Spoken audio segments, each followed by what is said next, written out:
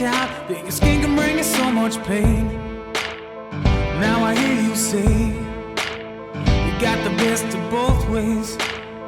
Won't you come and take a walk in my shoes and tell me if you take my place? This week, we are lucky enough to be joined by the co-founder and CEO of Precision Fuel and Hydration, Andy Blow. Andy, welcome back to the Inside Running podcast. Good to be back, Brad. How's it going down in Oz? Yeah, good. Thank you. I know you're a super busy man, so I appreciate you giving up some time. I guess it's Friday morning for you, Friday night here. We're just chatting off air that you're at Western States a few weeks ago and at the Tour de France a couple of days ago. Both of those must have been pretty cool experiences. Oh, mate, they were two of the best trips we do.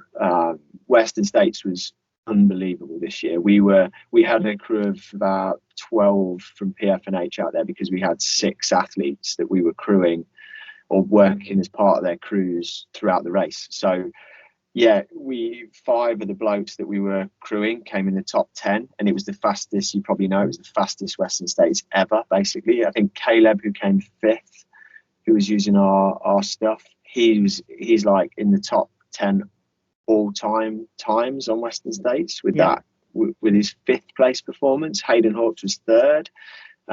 It was unreal. And seeing that up close, and especially because it was relatively hot this year, so getting involved in the cooling strategies, the hydration management on the course and all the rest of it. It's like total money can't buy experience for me and the team. So were you fueling for an individual athlete or all of them, and you were just at a different checkpoint? So we had at least one, if not 2 members of our squad absolutely full time with one athlete. So we had like Johnny, our COO, was with Dan Jones, for example, and Sam Shepherd is our head of sports science. We had Emily was with Tyler Green, Minty was with Caleb, Brad was with Chris Myers, Ricky was with Hayden Hawks, and then I was floating between the squads because we just felt that given the nav on that course and the fact that it's quite tricky to get to some places, it was good to have a little bit of sort of resource in the bag, basically, and some extra supply. So I was carrying like a cooler full of ice and a bunch of spare drinks and gels and things, and making sure that everyone got what they needed. We were chatting about it on our weekly show about how fast they ran on the day, and like I put it down to, I reckon these athletes are so dialed in now with their nutrition. Have you seen big changes over the last few years in terms of their fueling strategies, and if so, what have they been? Yeah, fully. It's just like what's happening in pro cycling, and the analogy there, we've obviously just come back from the Tour, as you mentioned as well, and the analogy there is that these guys at the sharp end of these really long, hard races, and when I say guys, I mean like everyone, guys and girls, the people supporting them, have figured out that the fueling piece is critical, and you have to nail it every time now, because we were expecting at Western States, with the speed everyone went out, all the chat, all the aid station was like, someone's going to blow, someone's going to go backwards big time. Whilst a couple of guys maybe did, on the whole, everyone just kept chowing. But we did the nutrition intake for, we analysed it afterwards. All of them that we were working with were pretty close to 100 grams of carbs an hour consistently through the race. They were drinking, like, because it was hot and sweaty, they were drinking high volumes of fluid, and these guys were like doing the maths on the fly. They're working out how much they've had. We took in all their empty wrappers. They're absolutely like nailing this. Whereas a few years ago, and it's mainly sports nutrition now, it's mainly gels, it's carb drinks, and it's chews. Like there's all this there's all this fruit, and there's all this sandwiches and quesadillas and like chips and things available at the aid stations, and a lot of the steadier, slower runners are stopping and taking that food on, because we stopped and watched them. But the elites are all blowing straight through there, going straight to their crew. They may be grabbing a Coke from one of those things later on, or a Sprite or something, if they feel like they want something to change it up in their palate. But on the whole, they are totally dialed with what they're taking in, and it's every bit as drilled as their pacing is and all those other elements. Whereas a few years ago, these guys were doing it a lot more on field. There was a lot more real food. There was a lot less quantification of how much they were taking in. And I think there was just a mindset that, it's a long race, you need a bit of variety, you need a bit of like real food, it's like, no, you just need this, you just need to get these fueling numbers absolutely drilled. And it's supporting the speed of running. With the fluids on a course like that, and with the heat, like how many liters are they taking in an hour? Or it's kind of a bit variable from person to person. I think we're in the region of like I could check my numbers, but 700 to 900 milliliters an hour for the faster moving guys who are sweating a fair bit. Maybe some of the smaller ones were a little bit lower, like 650, 700. I don't think we saw anyone average over a litre an hour, though I'm pretty convinced in the hotter part of the day we saw some athletes whose hourly intake would have peaked over a litre, just because obviously Western States, as you know, starts pretty chilly in the morning, or at least reasonably cool, and then gets hotter. So yeah, it's a pretty high amount of fluid, especially when running, and they're all filling up soft flasks, and carrying a lot of them are carrying a spare soft flask of water to either like drink a little bit more, or more importantly, douse it over their head to stop them sweating as much. Yeah. And then chatting about the Tour de France, because you obviously supply product to a couple of the pro teams as well. What was that experience like? And were you on the course, or were you in a VIP area? What was your experience like at the Tour? Yeah, it was great. We were behind the scenes with Lotto Destiny. This is the major team that we partner with, and we supply them with all their nutrition products. So we were there with the nutritionist early in the morning, looking at they work out the nutrition plan individually for each rider based on the hours of the stage, the elevation, the temperature, and all the rest of it. And they make a little stem sticker that goes on the bike which says how many bottles the guys are going to have per hour of which type of drink. So they either have a carb only drink with just carbs in it, 40 grams of carbs in a single bottle. They have a drink with 40 grams of carbs and a relative sodium concentration of 1,000 milligrams a litre. Or they have a bottle with a blue lid which has got water in it, and it's on their little stem sticker like how many of those they predict for each hour, plus then how many they tend to have chews early part of the stage when quote unquote the racing is like a little bit easier. That wasn't the case on the day we were there. It was like full gas from early on. So the guys are often smashing a bit more liquid and gel when that's the case, and then like how many caffeine gels they're going to have throughout as well. And then we got to interview. We were in a team car, so we were there, and we actually we helped with the bottle handoff at kilometre 89 on one of the first climbs. Luckily, they didn't trust us to actually hand the bottles to the riders. We were stood with this one, like helping him get in position and all that. I wouldn't have fancied the pressure job of actually like standing in the road with the bottle, but we were literally like stood next to the guy watching it all happen. We were chatting with the riders afterwards as well, just to find out like how close did they hit to their numbers. And it was really interesting talking to Victor Campenaerts afterwards, because they rode. It was a hard day, very mountainous day, but they rode in what they call the gruppetto for a lot of the day, which sounds easy. It's like they're all trundling along together, but they're not. They're just basically riding to stay within the time cut, because they've decided that they weren't going to make the breakaway that day. Still a very hard ride, but he was fueling at nearly 150 grams an hour because the intensity was slightly more moderate. But he was thinking about fueling for like the next day, which was a tough day for them because it was a sprint stage where they've got a sprinter they're trying to get up near the front. So he's actually like increasing his fueling because the intensity is a little bit lower. But he's thinking, if I fuel more today, then it's easier for me to stay on top of this deficit. So that was kind of fascinating. And yeah, just one of those like money can't buy experiences really, of getting that up close with it all. So we feel incredibly privileged to be working with these guys. Yeah. Well, it's great to have you back. We got so much positive feedback from the last time you were on, and we thought we'd get you back on and we'd put questions to you that have come from our listeners. So if you're open to that, we'll get started. First one is on carb loading. So I guess, when should you start? Like how many days before? And obviously most of our listeners are probably more marathon runners. So let's use the marathon, for example. How many days before the marathon should you start? How many carbs per day are you looking at getting in? And suggestions for, I guess, getting the balance right where you're not constantly feeling full. Because I know like back in the day it was, you eat rice, pasta, bread. They're obviously all very filling, and you can only get so many carbs through that way. So maybe just unpack all of that about the carb load and what we should be doing. Yeah, so as you know, the carb load is all about making sure that you your muscles in particular are fully stocked with glycogen in the days before, because the more fully stocked they are, the deeper you can go into the marathon before you actually start to run out of energy. And all that stuff in the old days about hitting the wall, I think it's similar to what we were just talking about Western States and the Tour. We used to accept that we'd see people blow up at Western States during the Tour. We don't see it so much nowadays. It's very rare, and it's the same in elite marathon running. When was the last time you saw like an elite marathoner like hit the wall at 23 miles?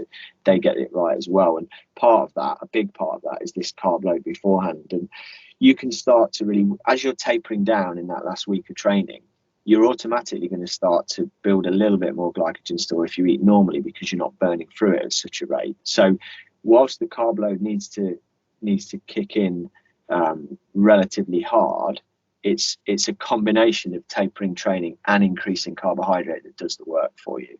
And I would say for most people, starting about 48 hours ahead of the race, so the last 2 days really is when you want to be focusing majority on your carbohydrate intake. That's kind of what the science suggests is the optimal window. And what I find works for myself and for a lot of athletes that we work with is when you start to increase the carbohydrate content of your diet. The first day for me is about adding additional portions of carbohydrate to meals that you're already having. So it might be that you look at, if you were having, you know, a sort of a normal kind of lunch, you would, if it was going to be like chicken and salad and rice or pasta, you would reduce the amount of fiber, so the salad component, and increase the amount of carbs. So you have a similar meal, but you kind of adjust the balance of it. In the final day, I tend to move to almost like an close to exclusively carbohydrate. So it becomes very bland, it becomes very plain, but you really reduce the fiber out because you don't want lots of extra fiber sat in your system. And also you don't want the stuff that's going to make you feel bulked up and bloated. So, you know, not much at all in the way of fruit, not much at all in the way of vegetables. Very like beige kind of carbohydrate foods that if you've got kids, if you remember what your toddlers used to eat, you know, it's kind of like brown breakfast cereal, it's bagels, it's muffins, it's a lot of the cyclists that we see, there's a big trend towards white rice being the predominant in the diet these days. It used to be a lot of pasta. For whatever reason, it's moved a little bit more now towards a lot of people preferring rice. And the amount that you're looking to hit on those last 2 days is fairly hefty. It's usually quoted to people in terms of as a percentage of their body weight. So it's 8 to 10 or even 8 to 12 grams of carbohydrate per kilogram of body weight throughout the day. And I find that personally a little bit challenging to get that amount of carbs in when you actually lay it out and look at it. So the way I tend to supplement it is I'll use some of what the drink that we make called carb only drink mix. I'll actually supplement between what I'm eating or with what I'm eating a couple of bottles of carbohydrate liquid, because I just find that goes in a bit easier and allows me to add another 120 grams of carbs in that day. If I have 2 bottles at 60 grams each, that's like 120 grams of carbs that I'm getting in, which I'm not having to chew and digest. There's nothing wrong as well with potentially having a few energy chews or whatever, you know, as a supplement as well. But it goes against the grain for a lot of athletes, because this feels like, and it is, if you ate like this every day, this is very unhealthy eating. But what you're literally trying to do is stuff the tanks.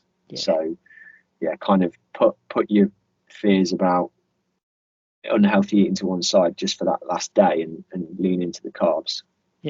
Well answered. Next one, actually spoke to a few athletes since, so we had Gold Coast Marathon here last weekend, and a lot of people were traveling quite well, and then maybe the last 7K they started to have some like stomach issues. And look, it's I guess a relatively new area of the marathon in terms of like probably taking on more carbs in training than what we used to. And I guess the question is there a protocol in training for training your gut, or is it a matter of just stuffing in as much as you can during training? There definitely is a bit of a protocol to it, and it's like anything where you're trying to improve your physiology in a certain dimension. The best way to do it is to incrementally push the body a little bit harder and harder, and not suddenly go from like 0 to hero. So I would say we usually recommend people in the last 6 to 8 weeks before a major race, they fuel pretty aggressively along the same lines as they intend to fuel in the race itself on their longest, hardest run of each week, and maybe also do it on another. If you've got a couple of long runs throughout the week, then I would be practicing fueling. And what that means is it means taking in fuel at a higher level than you actually need to complete that training session, and starting earlier in that training session than you actually would need to as well, on the basis that what you're doing here is simulating and practicing for race day, not just fueling that session, if that makes sense. So when I would do this, it's like I'm taking my first gel in a long run after like 20 minutes, which feels a little bit ridiculous because you're like, geez, I'm only running like, I've run like 4K, you know, but you're training your system to take it all on. Because the reason I think people get stomach issues over the last 7K is that we all know if you've run hard in a marathon, that last 7K, your physiology is all over the place. You know, you are hurting. Blood flow, you're getting dehydrated, your blood flow's everywhere, you're probably quite hot, you're fatigued, your gut's in all sorts of trouble. So you need to be able to like compensate for that by training it into a place where it can absorb the fuel even under stress. And so starting early in training sessions and then making sure you're fueling right up to the end of those sessions with the same products and on the same schedule you intend to do on race day is important. The other tip I would say is that, let's say you were aiming for 75 grams of carbs for your marathon. I would want to be peaking at 80 or 90 grams of carbs in my biggest training session, so that I'm confident that I'm not bumping up against my upper limit on race day. Because with a nervous stomach, with the added pressure and intensity of race day, you might find that you can't absorb quite as much as you could in your hardest training session. So being a little bit more ambitious, at the end of the day, it doesn't matter in training or it doesn't matter as much if you suffer a little bit of GI distress. That's part of the learning process.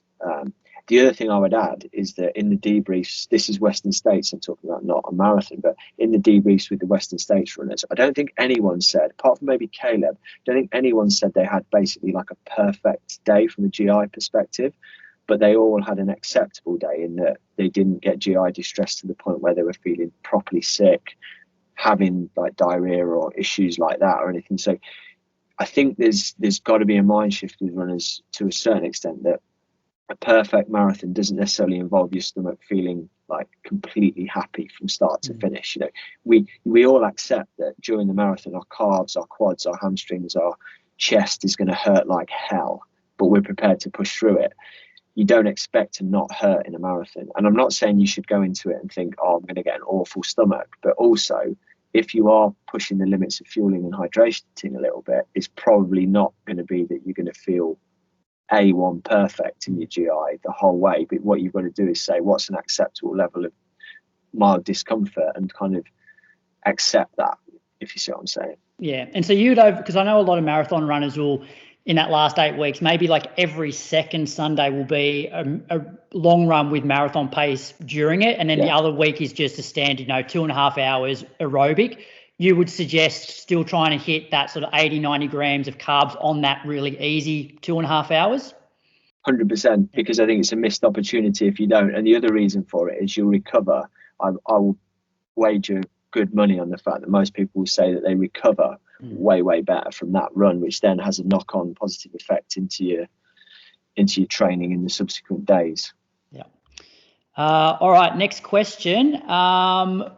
So if you have been fueling really well during a post long run, so you've been doing that sort of 90 plus grams an hour, how do you then fuel post run? What are your strategies there for fueling after the long run if you have been fueling really well during it?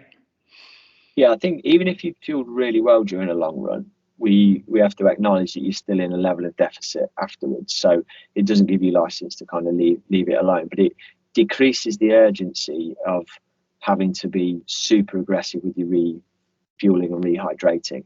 If you're running in the heat, I would say probably one of the priorities actually is you're more likely to be in a substantial fluid and electrolyte deficit than you are in a fueling deficit. So making sure that you have either a strong sodium sports drink or a small meal with lots of salt and plenty of water relatively soon afterwards is a really good idea to sort of start that process.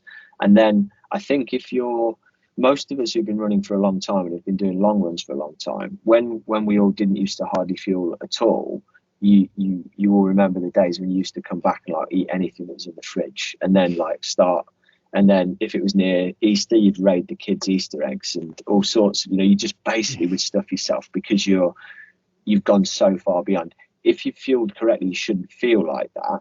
But I think one of the biggest things that's underrated is just be organised and have your post-race feed ready. Like get something ready, stick it in the fridge, so it's not that you're not putting any barriers in the way to eating and drinking. Personally, I find that when I come back from a run, the first thing is like a really big drink of either pH 1500 or a PF&H carbon electrolyte drink. I usually have something between like 500 mils and a litre of that to make sure I'm starting to get something back in the system.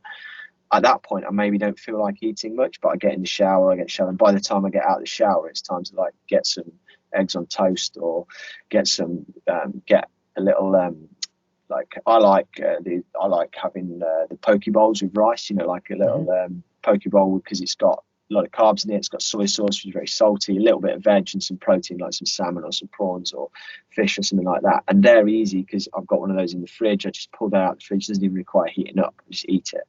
Yeah. And then I'm kind of, for the rest of the day, I'm back on the eating schedule with the rest of my family and that sort of thing. But it's an easy way to do it. So kind of like be organised, prioritise hydration, especially for you guys that are in the hot weather, and then make sure you're getting kind of a balanced meal relatively quickly after you've showered and cooled off. I know there's always talk about, getting, and this is maybe when you weren't sort of fueling quite as aggressively back in the day, but it was, get carbs in as soon as you can afterwards, and like really simple sugars that, are quickly absorbed. What's your advice in terms of protein? Like how quickly do you need to get protein back in for repair? And is there a certain figure that we should be looking for in terms of grams? Yeah, I'm less, I think I'm less, it's very fair to say I'm less sort of clued up on the minutiae of that side of things, but my approach has always been that carbs are more of an immediate need. So that's why quite often it'll be the carbon and electrolyte drink that I'll have, because I know that's getting some sugar back in for glycogen restorage. With protein, I've always taken the view that I eat I don't eat and I don't exclude anything from my diet in terms of I'm not eating vegan or vegetarian, that. So I'll tend to go for making sure that next meal that I have, which is usually within an hour of me getting home from the run, has got a decent, hand-sized serving of like eggs, protein, fish, meat, something like that in it because of that. So I'm not going to be able to give you like really strong advice on what the numbers for those macros are, but I think it is important to do that. The other way of doing it, of course, which a lot of people do, is to make sure you get some kind of protein shake in if you're not fancying eating a proper meal at that point. Yeah. Next questions are regarding sort of caffeine. So obviously you've got like gels that don't have caffeine and then gels that do have like 100 milligrams of caffeine. So the question was, what sort of ratio would you recommend gels with and without caffeine in training versus racing? Or is it preference? And there's sort of a follow-up. There's two questions in regards to caffeine, like what's the best order of taking gels? So one person thought that, caffeine was for towards the end when you wanted a big boost. So how would you use the caffeine gels? Yeah, so to best describe that, you've probably got to understand how caffeine works in the body and how long it takes. And caffeine, and even before that, you've got to decide if caffeine works for you or not. So caffeine seems to work for probably about 70% of people. There's probably about 70 to 80%, maybe there's 20 or 30% of people that really don't respond well to caffeine at all. And those people probably know, because they're the people that have to drink decaf if they drink coffee and they don't use coffee day to day. So if you're someone who drinks coffee, tea, any caffeinated drinks regularly and kind of doesn't feel any negative effects, then you're probably in that cohort who could derive some benefit from using caffeine. And caffeine's a stimulant, and it works on the brain and the nervous system, and it sort of works at a muscular level as well. But basically, it suppresses fatigue, and it allows you to fit in it, and it does give you a sense of more energy. But it's not instant. So caffeine takes 15 minutes from ingestion to start to show up in the bloodstream, but it might not peak for 45 to 60 minutes in the bloodstream. So if you take an energy gel or have a strong coffee, you're really starting to get the maximum effect from that about 45 minutes to an hour afterwards, which is why for marathon runners, the usual recommendation is to pre-caffeinate before the run. So you might have a final coffee or a caffeine gel before the start, expecting that starts to kick in around about an hour or 45 minutes into the run. And then you might choose to then at that point maybe have a caffeine gel inserted into the race. Depending on how long the duration of your race is, you probably want to time it so that you're getting the next boost of caffeine in the last 5 to 7 Ks. So you kind of work your timings backwards and go, if I'm doing 3 hours, then I'm probably taking that last caffeine gel after about 2 hours. A lot of people, and I include myself in this, back when I was racing, we'd save a caffeine gel for the last 5K or for the last whatever, thinking, and let's be honest, the placebo effect, the psychology of that is powerful. We all used to believe that it did something, and maybe therefore it does, but the physiology says that taking it a little bit earlier on so that you get the kick kind of coming in a bit later is important. I would say for most marathon runners, 1, maximum maybe 2 caffeinated gels is all you're going to need. It becomes way more tactical using caffeine in ultras and really long races where you might actually not use very much caffeine at the start, so you can kind of save the benefits of that for later on. And for overnight stuff, it's like manipulating caffeine can be used cleverly to help you kind of get over that dip that you get very early in the morning, for example. Yeah, that's really good to know, because I was a bit like you, like back before, I guess, there was a lot of nutrition. It was always like save the flat Coke for the last, 5, 6, 7K of the race. But that caffeine's not going to do you much good at that point. Too close to the finish line. To be fair as well, like flat Coke, unless you're drinking like a significant quantity, is only going to give you a few milligrams of caffeine. So that's why, we've got a caffeine gel with 100 milligrams of caffeine in it, because that is a genuine physiologically significant dose. It's a relatively punchy dose. Like a lot of coffees will have anywhere between sort of 75 and 120, 130 milligrams of caffeine in, depending on, coffee is notoriously variable in terms of caffeine, and there are plenty of like resources online that give you a steer as to what different coffees have been tested at. But if you took it as like a very ballpark figure, like 100 milligrams of caffeine is a relatively strong coffee. And that's why we sort of put 100 milligrams in, because we felt that if you're going to take a caffeine dose, you want it to be relatively significant. There is an argument for some, because some companies put very moderate and small amounts of caffeine in their gels on the basis that you might drip them in more frequently. But for us, we felt it was easier to save, for any distance race, you just decide that there's a ratio of like, I want to take 10 gels in this race, 2 of them are going to be caffeinated. That's going to do all of my caffeine for that duration.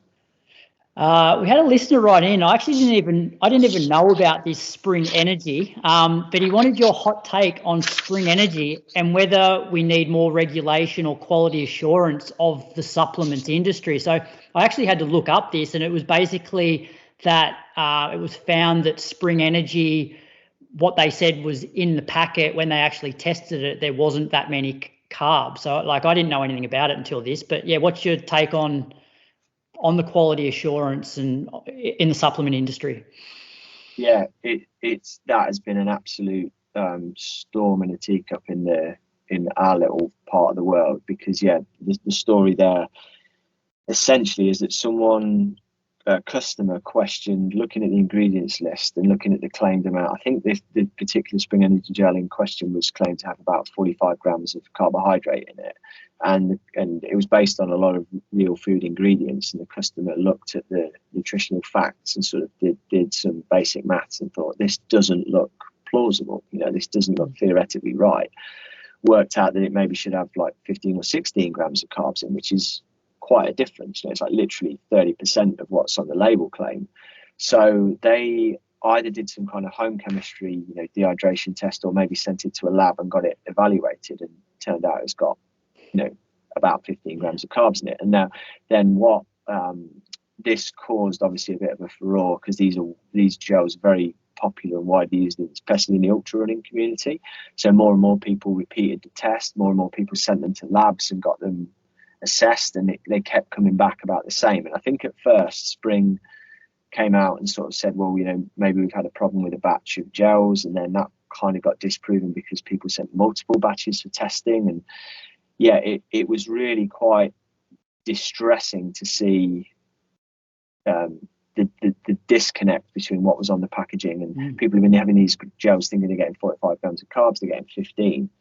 As a fellow brand manufacturer in the industry, like it makes you really think about the quality assurance, because we're promising customers we've got gels with 30 grams of carbs in. Now, what we do with our products, and we always have done from day one, is all of our products get third-party batch tested.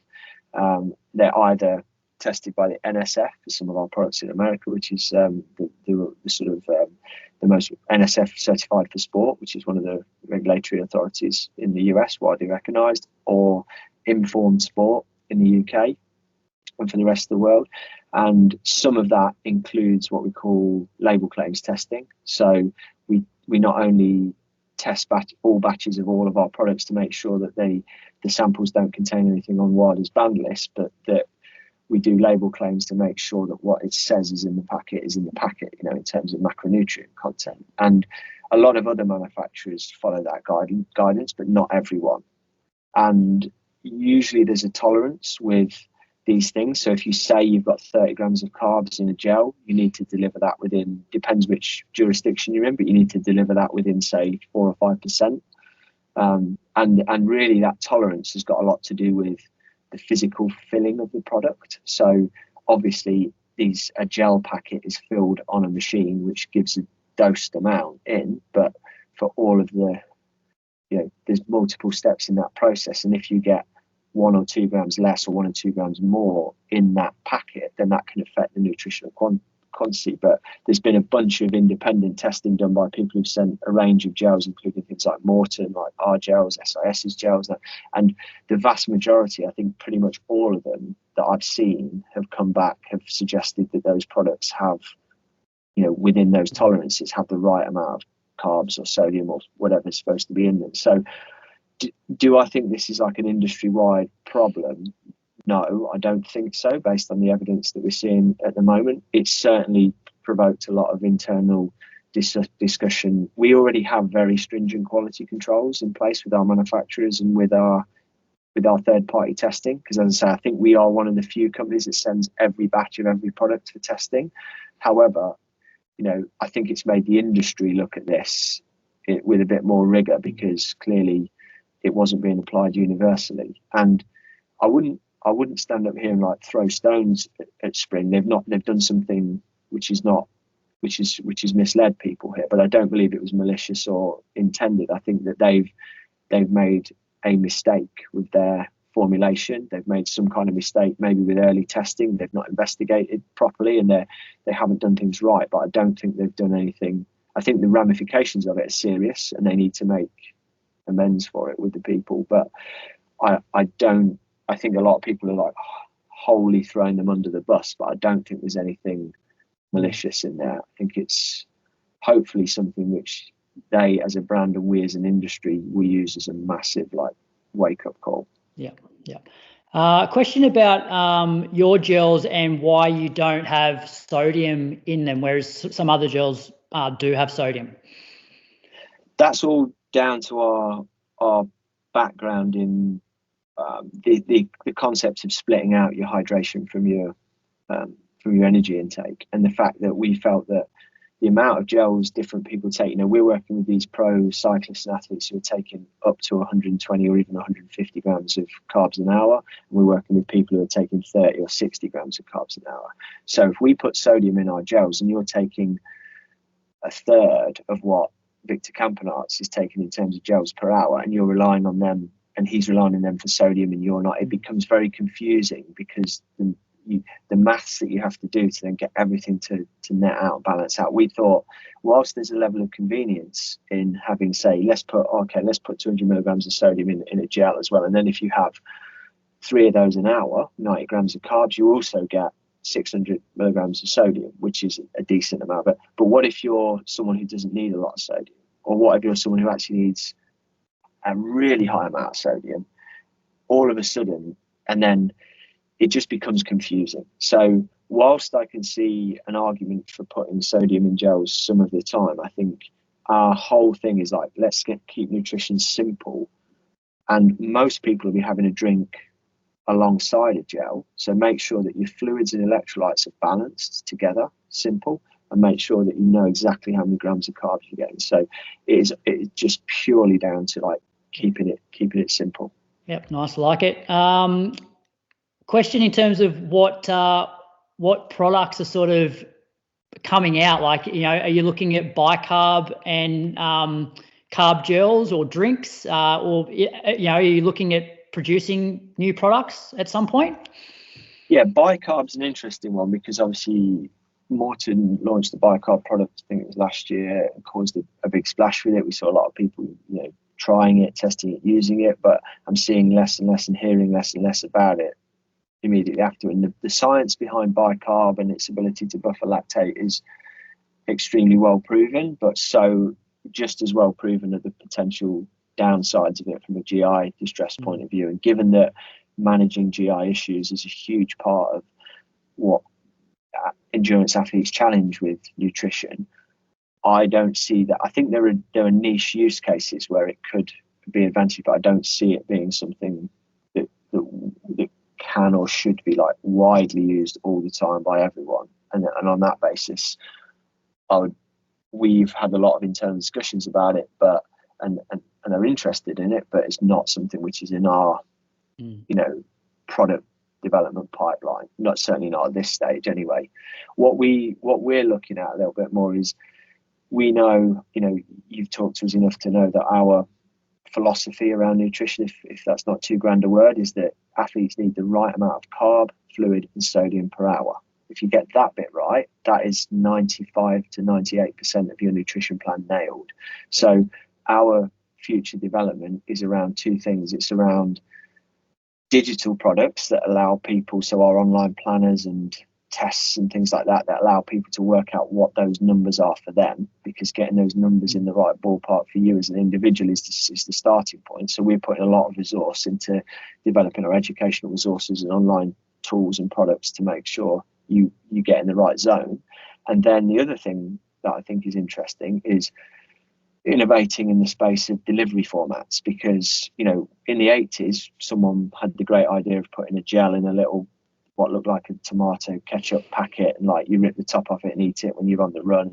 Like, we're in 2024 now. What have we got? We've essentially got little tomato ketchup packets with gel in them, and we've not really like substantially innovated beyond that point. And we all know they're tricky to open, and, you know, even the best ones aren't a great user experience. We've started with things like the flow gel with different kinds of bottles for carrying stuff.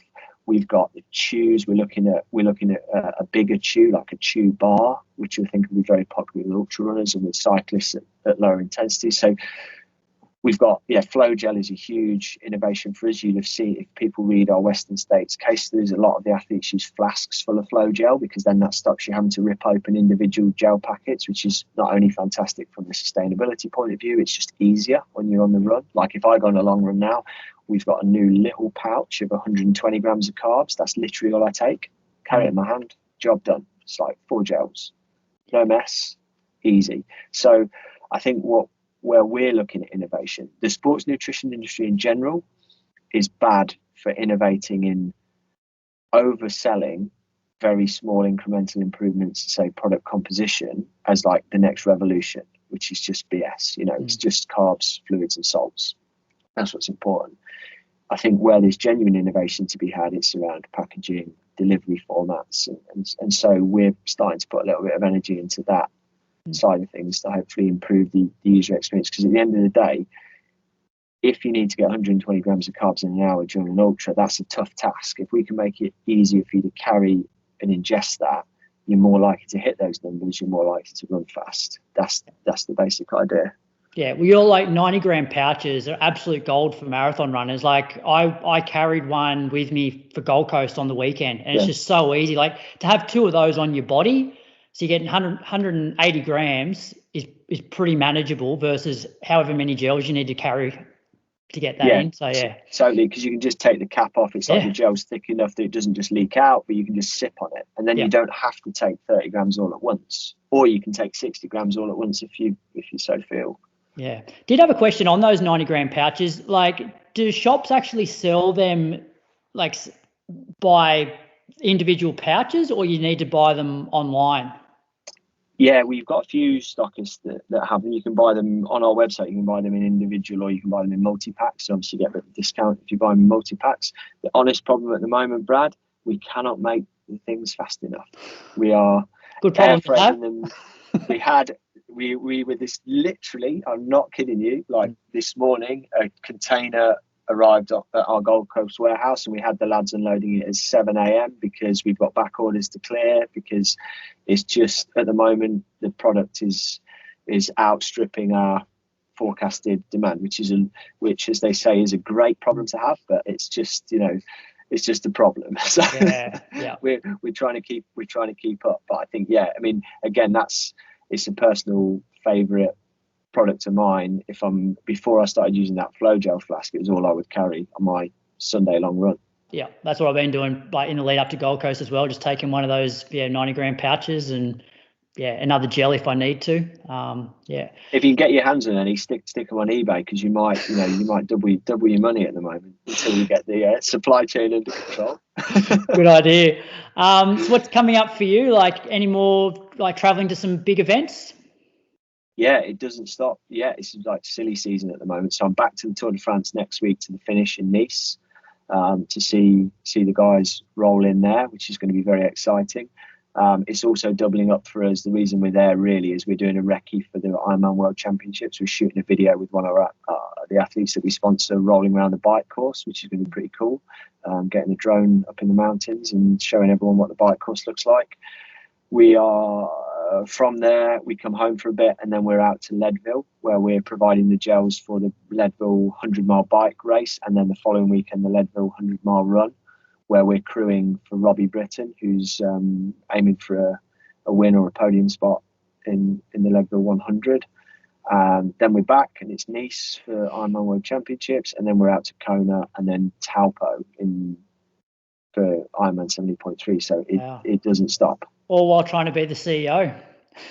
Well, it's it's testament, Brad, to like we're a small company still. We've got a growing team, and we've got some incredible people that work here at PFNH, and everyone is on.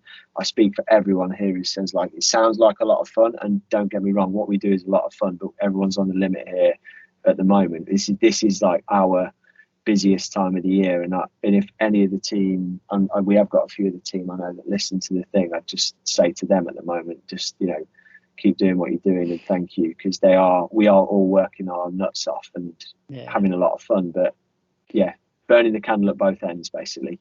Well, I've kept you for about 45 minutes, so I'll let you go, but like, thank you so much for coming back on. Like, you're so easy to talk to, so knowledgeable, and thanks for your ongoing support of the show. Like, I know so many people have started using Precision Fuel and Hydration, like, since you sort of came on and chatted before. Oh mate, no, we are absolutely stoked for the support from you guys. Glad that you're finding the education and the product's great, and good luck with because I know you're building up to Melbourne Marathon in a few weeks. So keep us posted on how that goes. Will do. Thanks, and we'll chat again soon, Andy. Thanks, mate. See you, mate.